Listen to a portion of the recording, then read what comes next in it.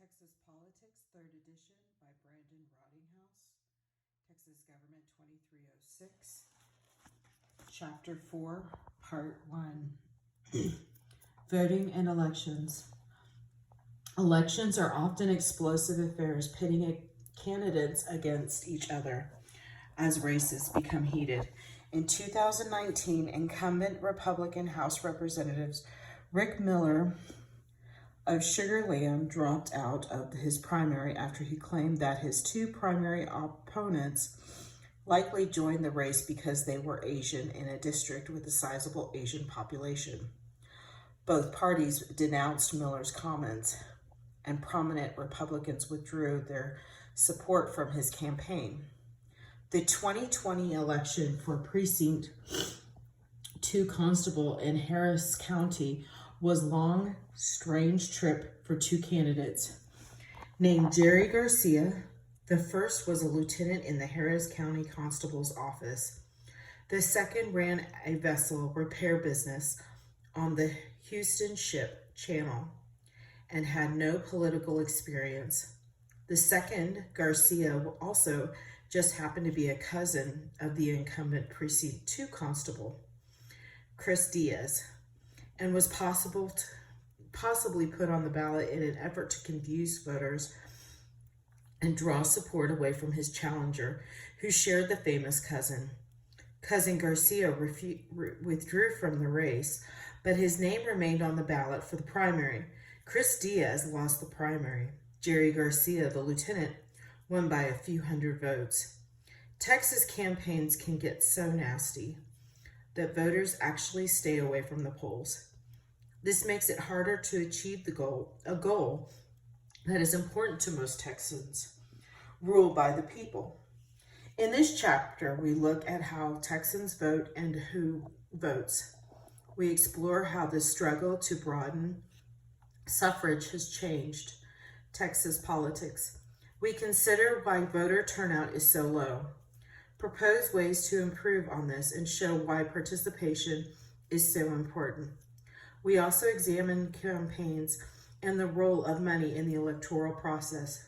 Finally, we investigate the factors that help determine who will win and who will lose elections. 4.1 Voting in Texas. Explain the process of registering and voting in Texas.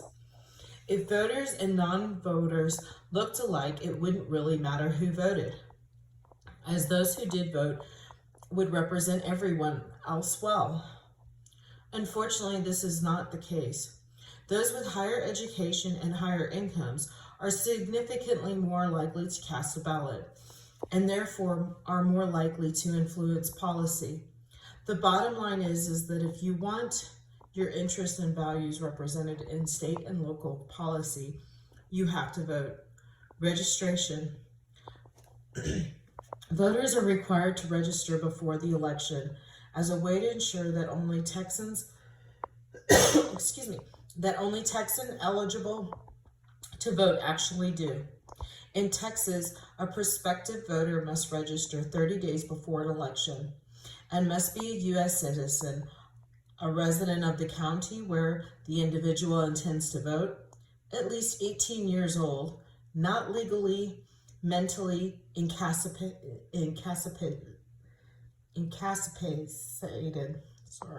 and not a convicted felon, or if so, must have completed the sentence, probation, and parole, or must have been pardoned for the crime. You can register to vote in person or by mail. You can acquire a registration form through the Texas Secretary of State's website and mail it in, or you can go in person to the county's voters register's office, the county clerk, or elections administrator's office and fill out the form. Public high schools are required by state law to conduct registration drives twice a year. However, only 38% of the schools have either required voter registration forms or conducted a voter drive with a local group. According to a report from the Texas Civil Rights Project, see Figure 4.1, you can find registration forms in several locations, county offices, many university student centers, and even taco trucks around Houston. Are you currently registered to vote? Check out the state's online voter lookup, www.votetexas.gov, to see, and also find out where to vote and when. In an effort to make voter registration easier, particularly for young people, the federal government passed the National Voter Registration Act of 1993, usually referred to as the Motor Voter Law. This law required state governments to provide voter registration opportunities to individuals applying for or renewing their driver's license. The motor voter policy and registration drives have been shown to increase the proportion of registrants on the rolls, and these individuals are more likely to vote. Some states have experimented with election day or same-day registration so that voters can register and vote then and there. Scholars have found that same-day registration does increase turnout by a small amount, mostly for Republican voters. This is compliance with high school registration requirement. 16 states and the District of Columbia currently have automatic registration where everyone is registered to vote. Automatically turn up upon turning 18. Texas has neither option.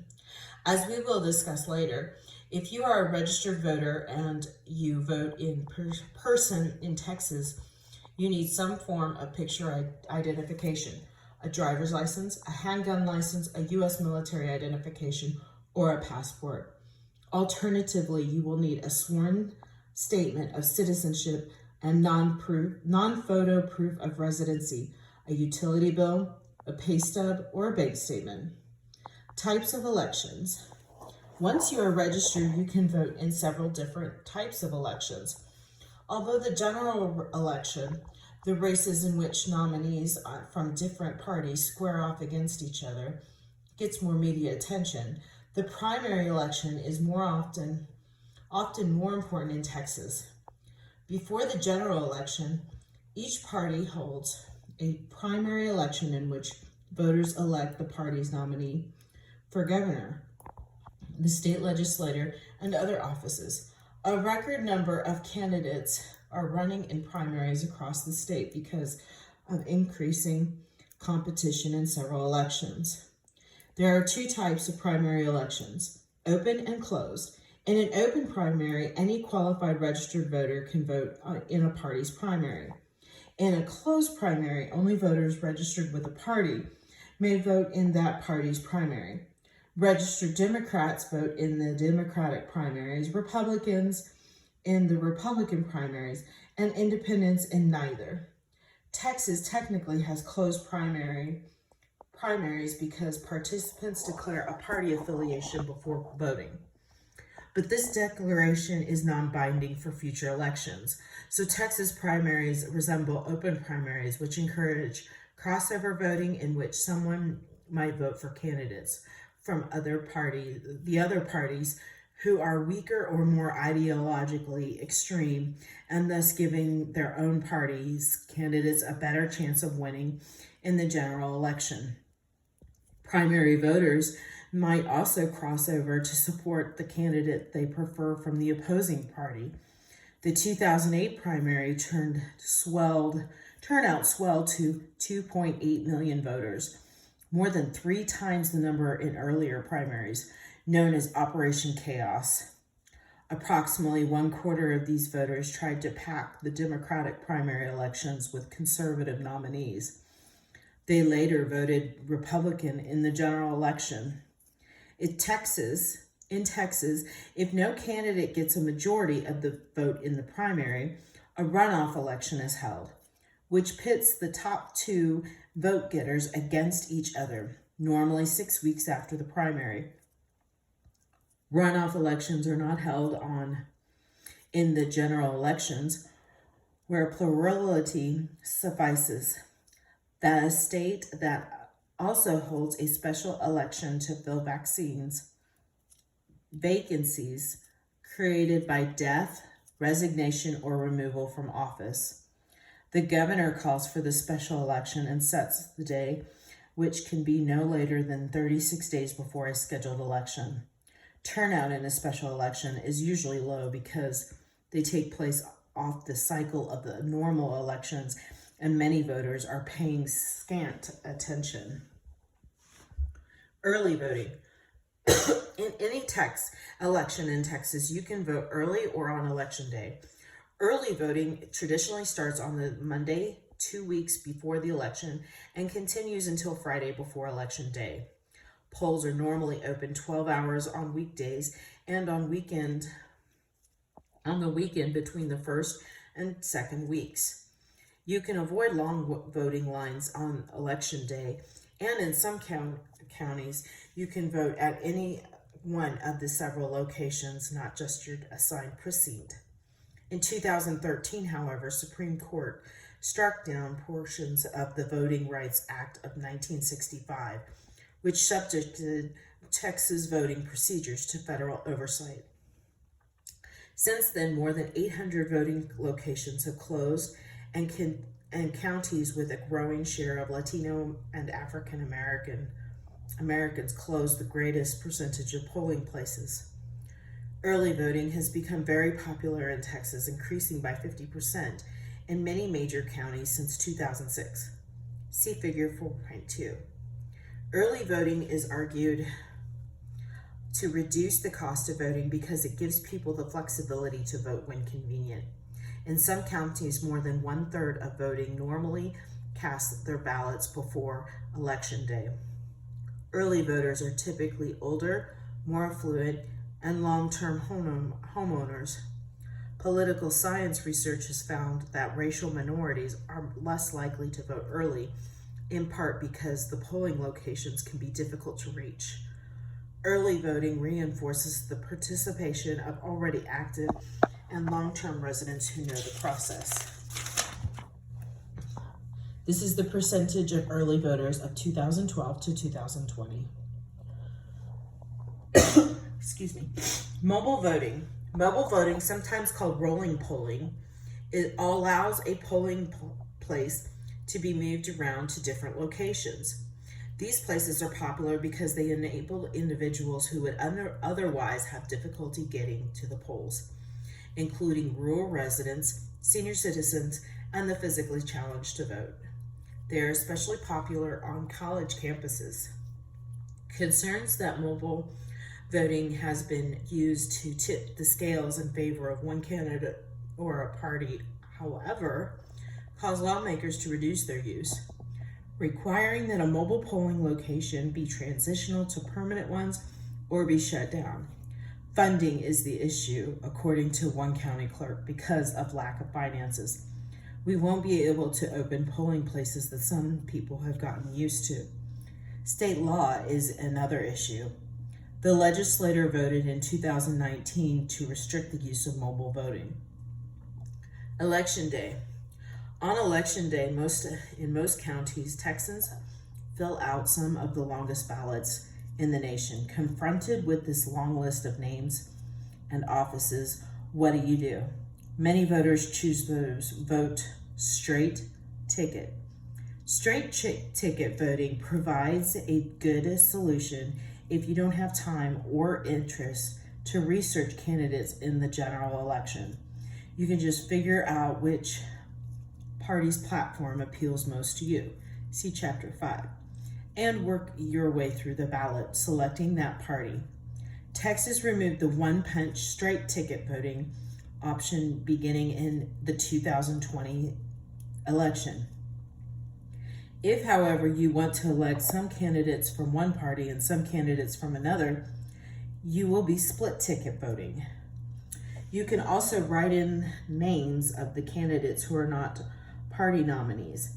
Like candidates appearing on the ballot, these write-in candidates must officially file with the state and have the signatures of 38 individuals who can serve as president-electors.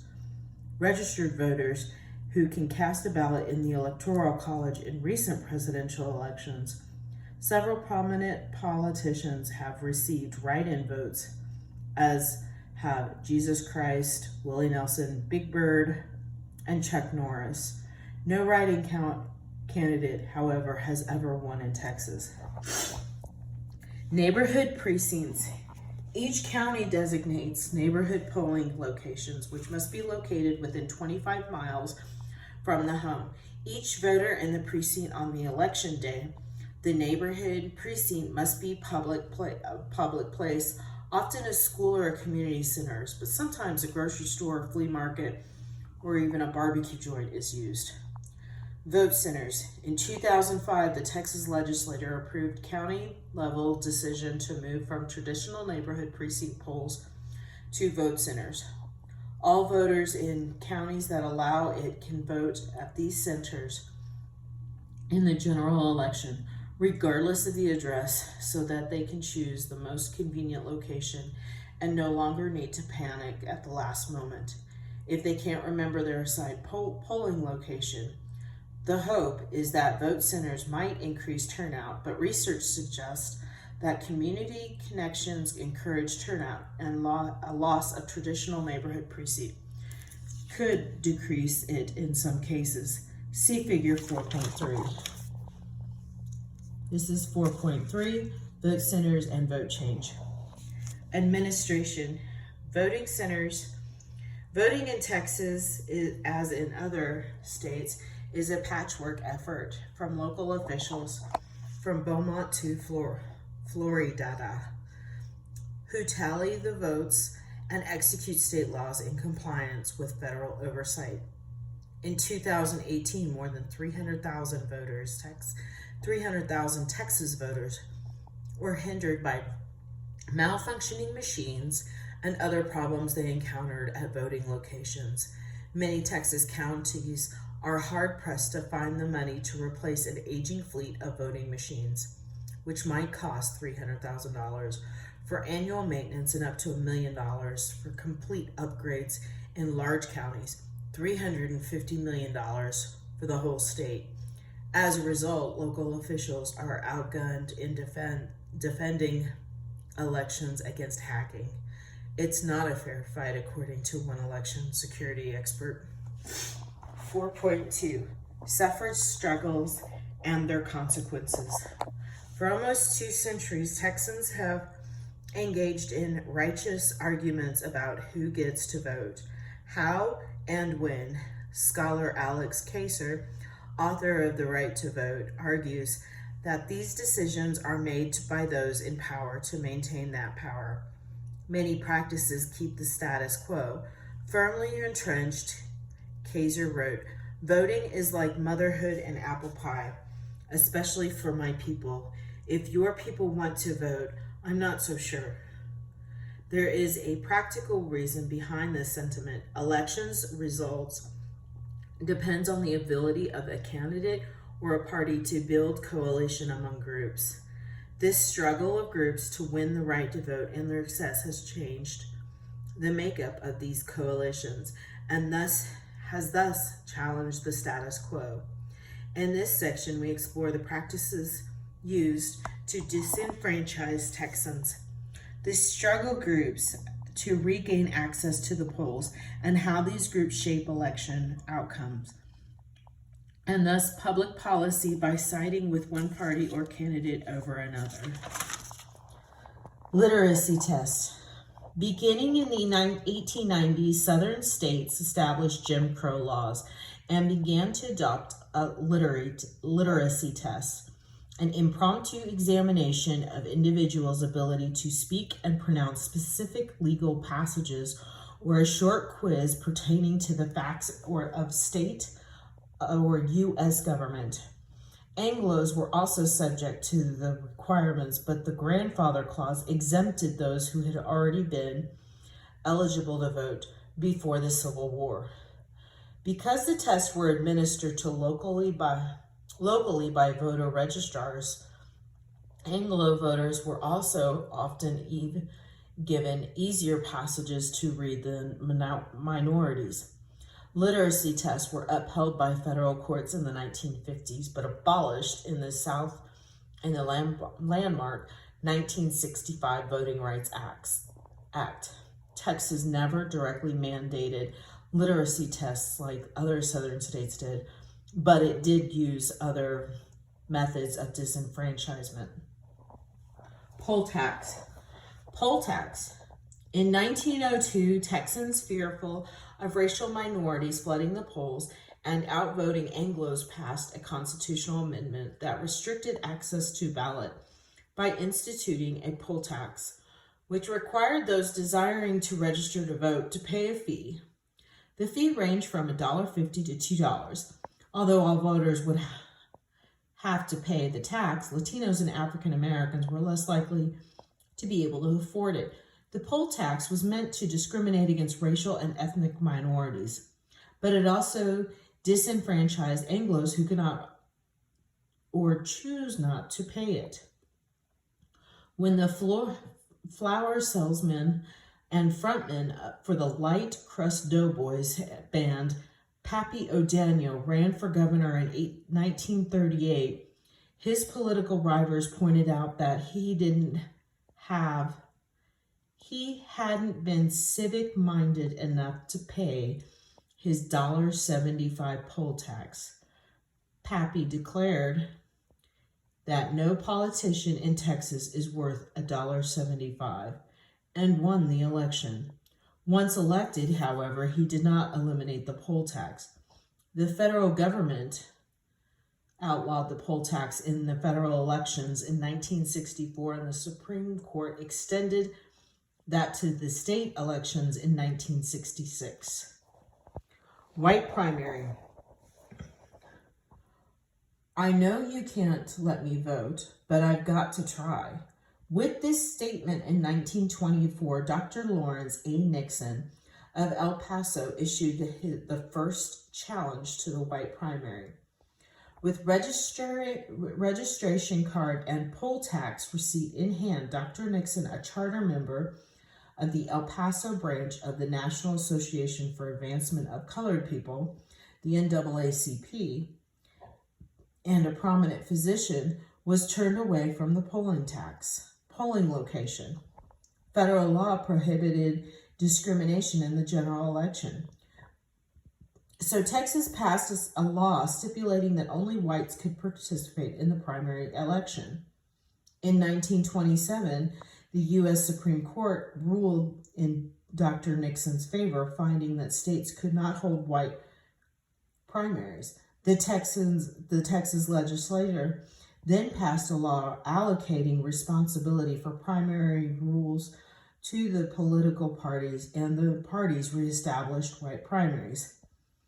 Democrats, who controlled the state government at the time, wanted to ban African Americans from voting, in part because of a strong racial dislike, and in part because they voted Republican and had suffered sufficient numbers to politically dominate some districts.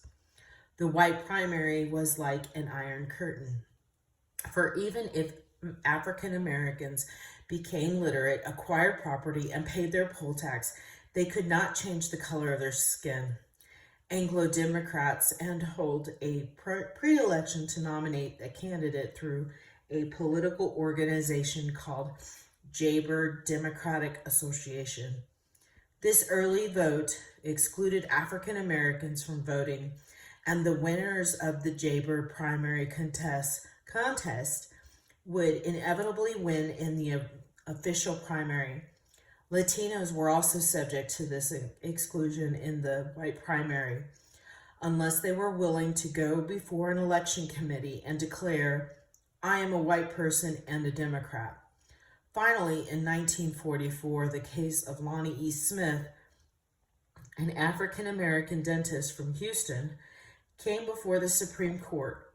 In this case, Smith versus Allwright, the court held that it was unconstitutional for the state delegate all its authority on voting processes to the Democratic Party because it disfranchised African Americans. This did away with the white primary once and for all.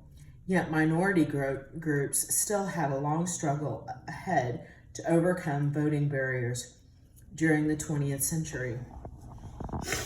Hispanics. Exclusion, bosom, and corruption in the intimidation have impacted the electoral experiences of Hispanics in Texas. Although Tejano settlers arrived in Texas before Anglos, the Texas Constitution of 1836 revoked the citizenship of individuals who had left Texas during the Revolution. This included many Tejanos who had sided with Mexico.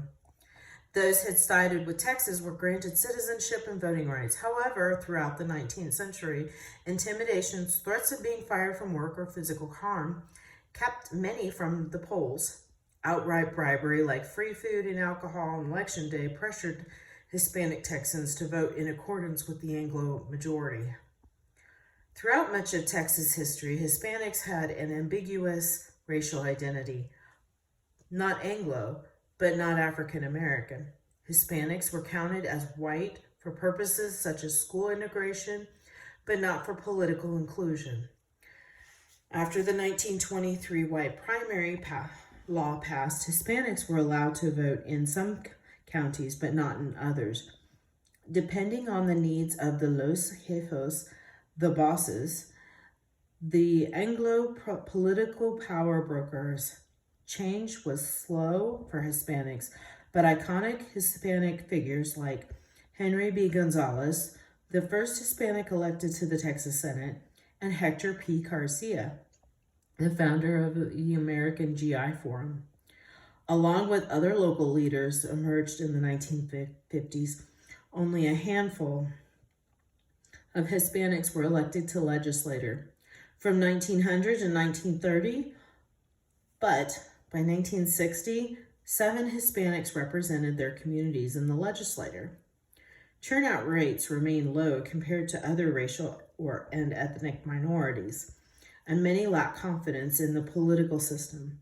But between 2014 and 2018, turnout spiked more than 128% in Hispanic precincts, and more Latinos turned out to vote in 2020 than in 2018. Aggressive activism, demographic change, and the concentration of Hispanics into urban communities sparked a great political awakening. Of Hispanic voters in the late 1960s, many Hispanics in Texas embraced the civil rights movement. Several groups protested discrimination, registered voters, and organized into PASO, the Political Association of Spanish-Speaking Organization, PASSO. The Viva Kennedy clubs in Texas supported John F. Kennedy's bid for the presidency in 1960 and yielded 91% of the Hispanic vote in Texas. Hispanic voters began winning local elections in the Crystal City and Zavala County and elsewhere across South Texas. As we see in Chapter 6, after the Democratic Party fended off the challenge from the Hispanic political party La Raza, a faction of liberal Democrats began to fight for the inclusion of Hispanic voters. In 1965, Congress passed the Voting Rights Act, which prohibited discrimination against racial minorities, but this left statutes of language minorities ambiguous. In 1974, Willie Vasquez of San Antonio established the Southwest Voter Registration Education Project, which launched voter registration drives all over the state and became a vehicle of political influence for Latinos across the nation. The organization's efforts became synonymous with the phrase, su voto es su voz, your vote is your voice, and lengthened the stride of the Latino power movement.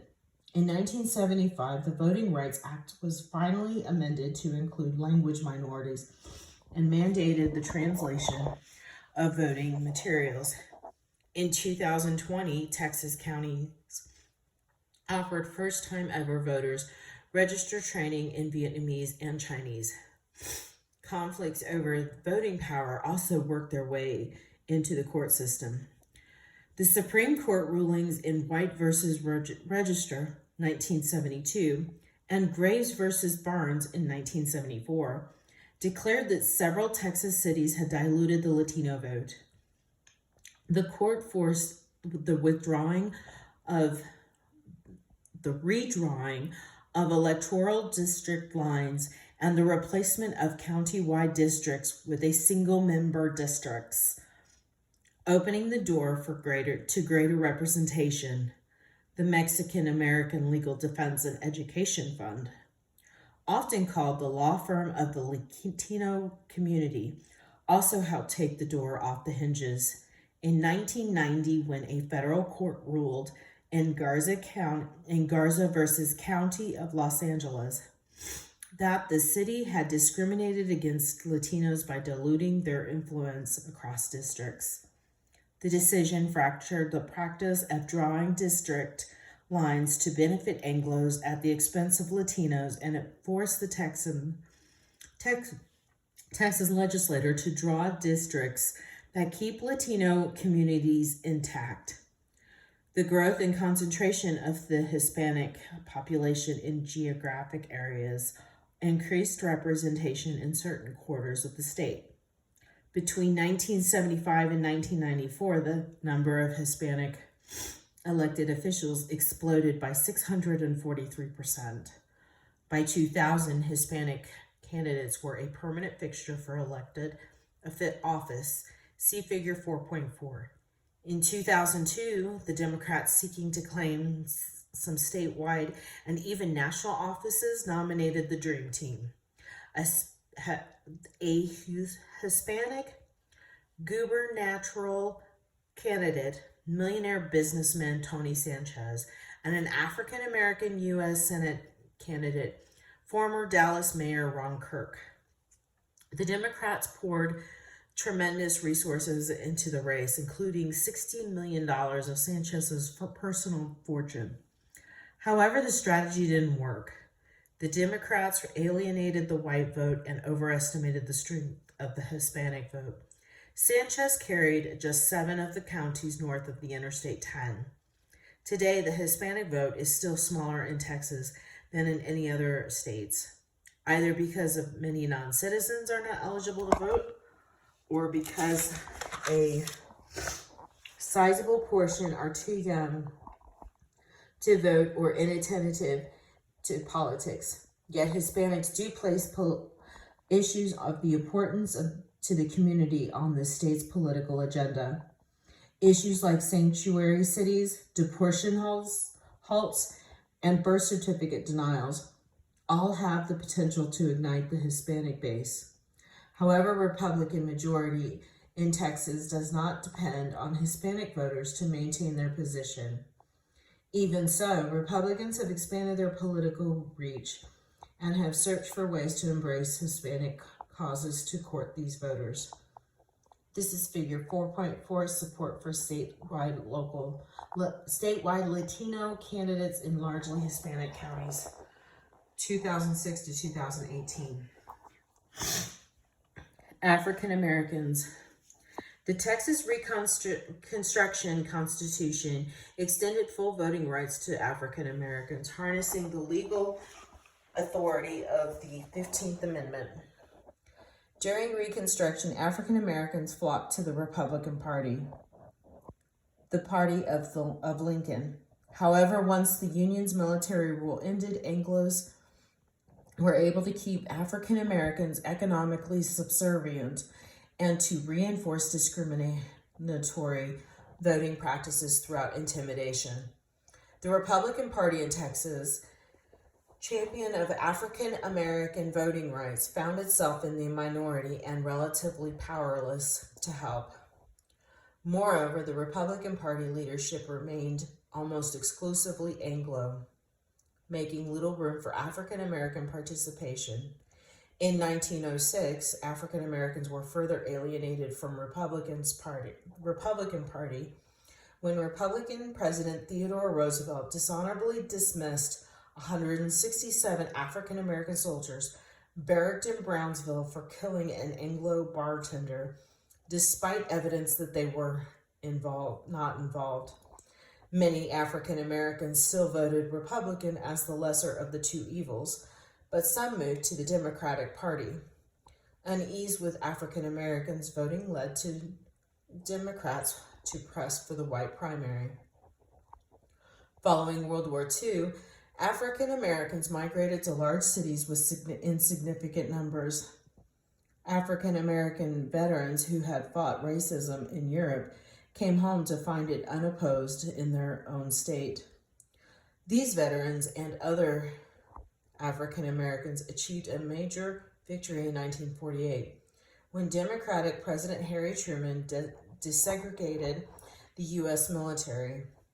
The National and Texas branch of the NAACP also continued to bring court cases that challenged discriminatory voting practices. Many conservative Democrats in Texas held strong to segregation even in the wake of the Supreme Court rulings, but liberal Democrats opposed them. Then in 1956, African American precincts in Fort Worth voted in great numbers to force a runoff in the U.S. Senate Democratic primary between liberal Ralph Yarborough and conservative Price Daniels. Yarborough lost, but he later won the seat in a special election in 1957 with similar backing from African Americans. Liberal Democrats attempted to purge the party of segregationists from the 1950s to the 1960s with limited success. Those are conservatives who left the Democratic Party found a welcome home in the Republican Party in 1960. Just at the time when conservative Barry Goldwater denounced the Civil Rights Act of 1957, African Americans rallied to support Democrats who took a stronger stand in favor of civil rights. This support may have made a difference in the 1960 presidential election that saw Democratic candidate John F. Kennedy win Texas by a slim margin. The national struggle for civil rights prompted the passage of the Voting Rights Act in 1965. Many voting restrictions in Texas law ran afoul of the act.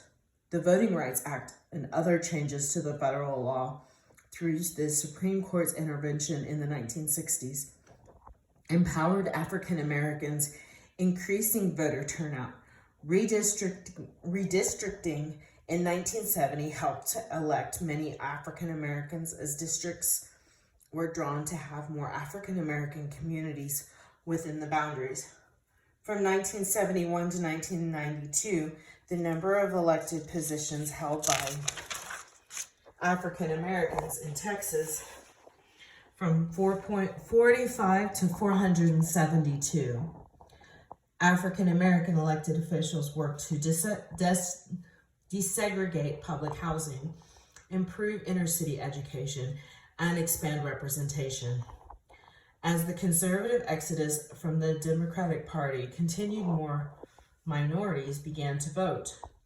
Before the Voting Rights Act of 1965, only 29% of eligible African Americans in Texas registered to vote, but this number increased dramatically by the 1970s.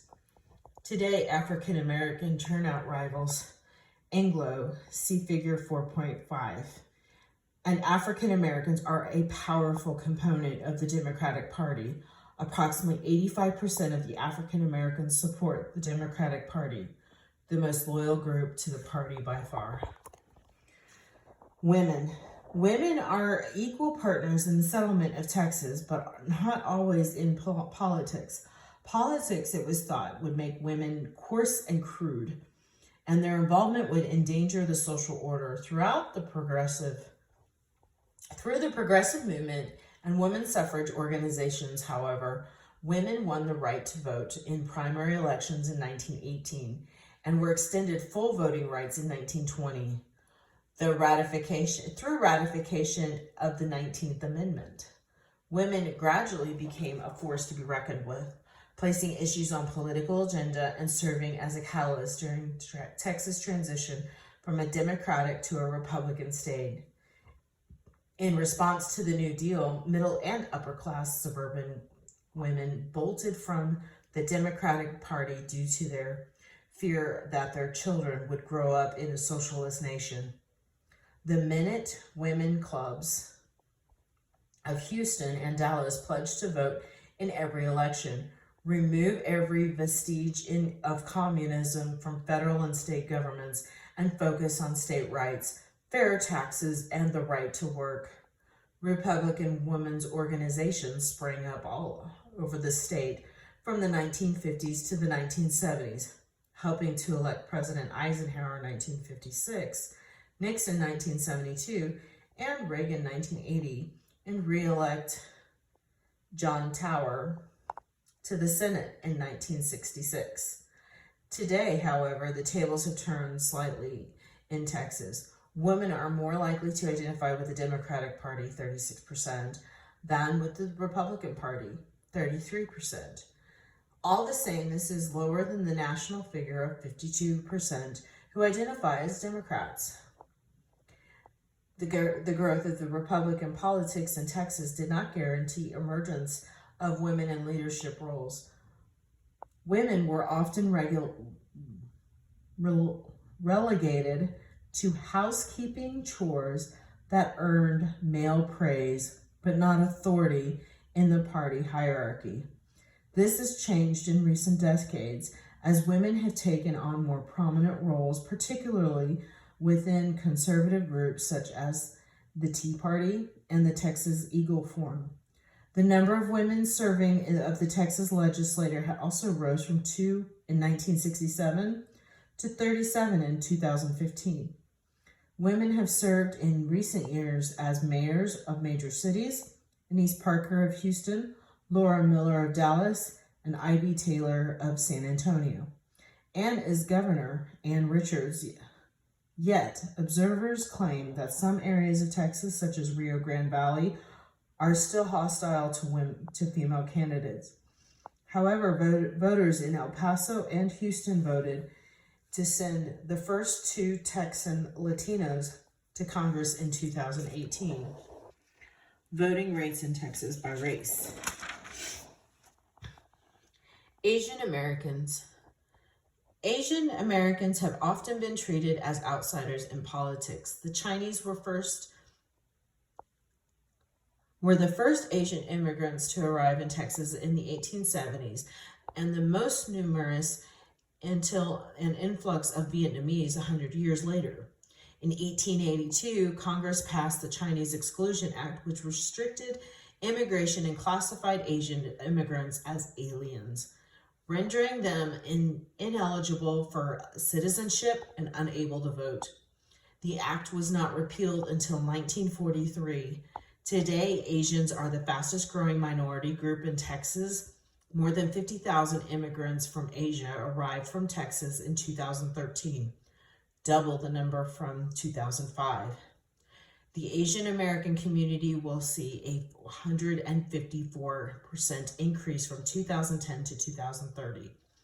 Although geographically contained in several larger cities, Asians are an emerging force in Texas politics, and both parties court their votes. Like Hispanics, however, Asians are not a monolithic group. Distinct ethnicities shape their voting behavior as a group. However, they lean left, with 61% collectively supporting the Democratic Party in the 2020 election. This is the end of part 1.